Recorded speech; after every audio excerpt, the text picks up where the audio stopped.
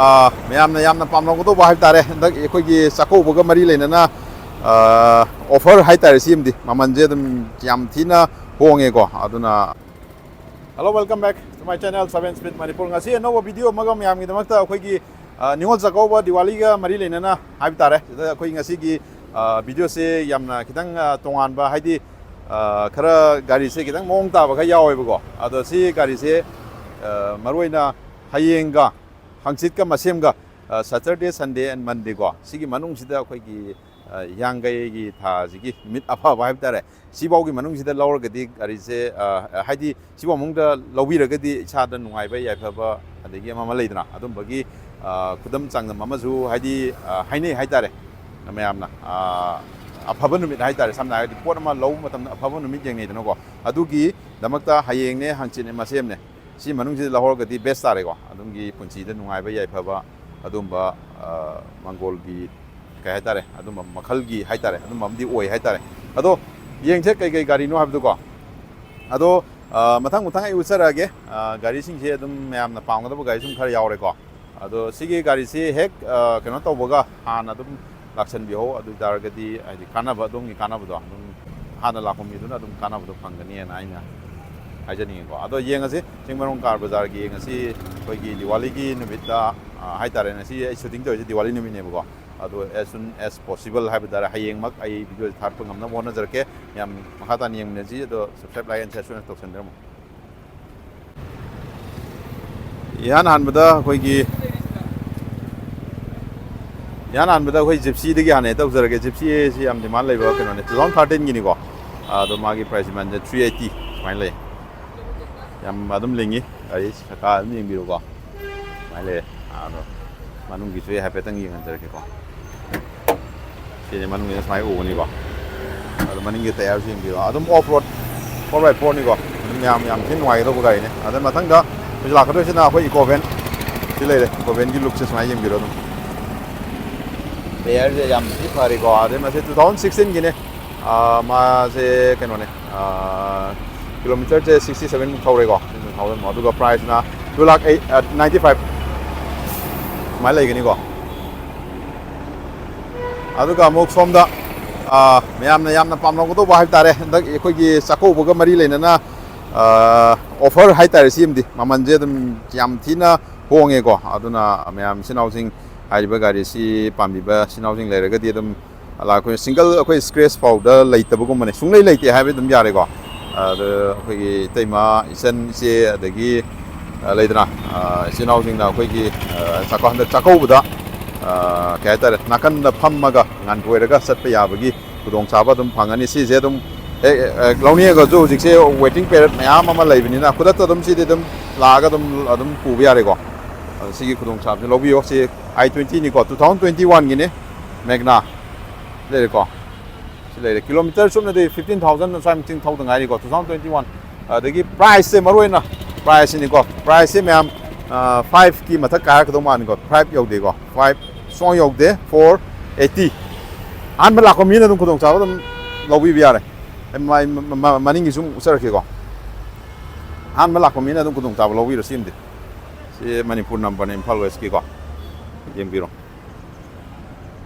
ꯑꯗꯒꯤ ꯏꯟꯇꯔꯤꯌꯔꯁꯨ ꯌꯦꯡꯕꯤꯔꯣ ꯁꯤꯅꯤꯀꯣ ꯑꯗꯨꯝ ꯌꯥꯝ ꯊꯤꯅ ꯑꯍꯟꯕ ꯄꯨꯔꯥ ꯑꯍꯟꯕ ꯁꯤꯃꯗꯤ ꯑꯗꯨꯝ ꯌꯥꯔꯦ ꯑꯗꯨꯝ ꯂꯥꯛꯑꯒ ꯂꯧꯁꯟꯕꯤꯕ ꯌꯥꯔꯦ ꯑꯗꯩ ꯃꯃꯥꯡꯒꯤꯁꯨ ꯑꯩ ꯌꯦꯡꯉꯟꯖꯔꯦ ꯁꯤꯅꯤ ꯂꯩꯔꯤꯁꯤ ꯊꯤꯅ ꯐꯖꯔꯤ ꯍꯥꯏꯕ ꯇꯥꯔꯦ ꯑꯗꯨꯒ ꯑꯃꯨꯛ ꯃꯊꯪꯗ ꯂꯥꯛꯈ ꯑꯁꯤꯒꯤ ꯑꯩꯈꯣꯏ ꯆꯀꯥꯁꯦ ꯑꯝꯇ ꯍꯥꯟꯅ ꯌꯦꯡꯍꯟꯖꯔꯒꯦ ꯆꯀꯥꯁꯦ ꯑꯩꯈꯣꯏꯒꯤ ꯈꯤꯇꯪꯗꯤ ꯀꯩꯅꯣ ꯇꯧꯔꯦ ꯃꯅꯤꯡꯅꯗꯤ ꯈꯤꯇꯪꯗꯤ ꯃꯅꯤꯡꯅꯗꯤ ꯈꯔꯗꯤ ꯁꯨꯃꯥꯏꯅ ꯂꯩꯔꯦ ꯃꯃꯥꯡꯁꯤꯅ ꯑꯃꯨꯛ ꯈꯤꯇꯪ ꯆꯥꯕ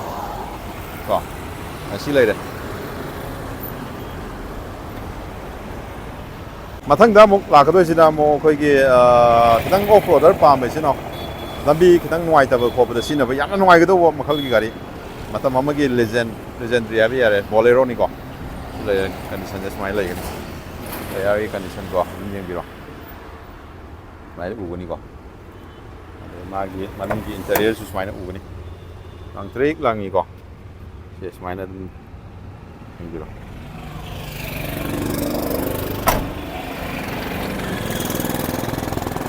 ꯃꯃꯥꯡꯒꯤ ꯒꯥꯁꯦ ꯁꯨꯃꯥꯏꯅ ꯎꯒꯅꯤꯀꯣ ꯑꯗꯩ ꯃꯥꯒꯤ ꯄ꯭ꯔꯥꯏꯁ ꯗꯤꯃꯥꯟꯁꯦ ꯀꯩꯅꯣꯅꯦ 2019ꯒꯤꯅꯤꯀꯣ 6,80,000 2019ꯒꯤꯅꯤ 6,80,000ꯗ Bolero ZXi Power NOC loi complete ni ko adi maning ju hape tang usarak ki ko silai de maning gi look se smile lagi ni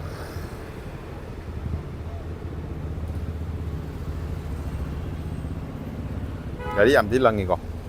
ado si ni ko mem kudong jaba lau biao hai je si gari se ado mathang da mok se i20 da khoi gi khara lirap tawa hai tare ado si to IT dani ko magi price ya 2013 gi model ne do kilometer di kaino tau dress khoi gi thelam dre simdi ko alloy wheel khoi pra spinal lai gani ham phadana ado somda mo khoi gi se West Bengal number with NOC khoi loima complete ko red color re yam phadana ure yam yam nuai se lai se magi price e 2017 gi ni ko only 2,80,000 44,000 km thawar gari yam phazari nakchik langi saka ji ani adagi somda sem bio manung ji interior ji yam thi phazari si dum ta paira ga andaki sakau da side ta teme do phaman bi yare yo maning gi look si jing bio sit ka ji sit cover ji tin na le ko adu maning gi look se smai ogni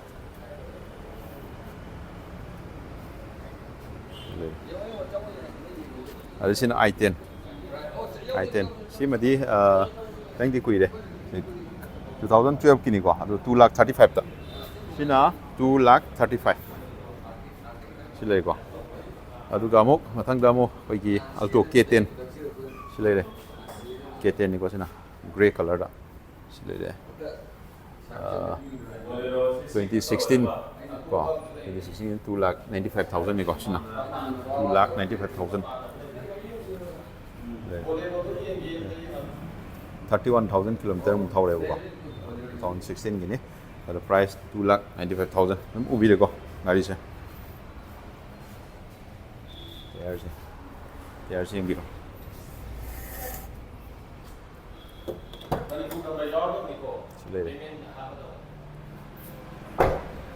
aduga sida so mo khoi bolero am lerme trick lang mam lerme khil laga adu handa sedum mayam ningsing gada mama Saturday Sunday Monday yangai gi sigi ahum je sida lawr gidi khoi gi posai man lepsan bje gari wagera mo wagera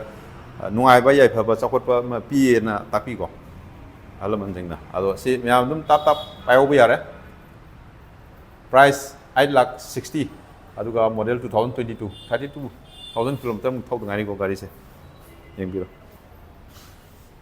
vale air condition ko koi Manipur showroom gi ari oi doi ni ko yong anung ga jeong lang tri han boina lawdra ga ju sidum lawu yare ko haidi chap manari bu ko price the difference mayam la ko do adu gi benefit to sidai gi la hobo dum jai ko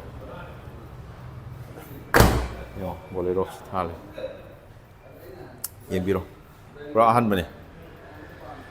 yembiro aduga mo mathangda i20 hina koi gi kanone asta odini ko asta option do koi top 2018 gini ko adu sinamu 5 ka 60 smile ko 5 ka 60 good man manung gaje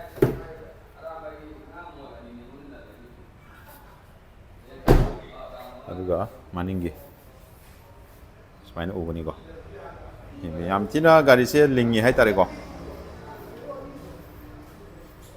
ado sina ana yaw hore si madi yam adam sigi price 3,60,000 2018 gini ko 9 kanon mai kilometer thawri sina 39,000 mukti thawre ko ado ne ngasi gi khoi gi Diwali am di Ningol Chakoubagi mari le na semjab video ne ada side kana ko machine house interest le biar go de contact number description hapsara bane asum contact ko biro aduga tana bi biar gane aduga hojiki ariba gari sing jida da hena dong chaba lai sing do adum na pam du matung na hing biro adum mathang loina mak na tawrani mathang gi update amung ami na se myam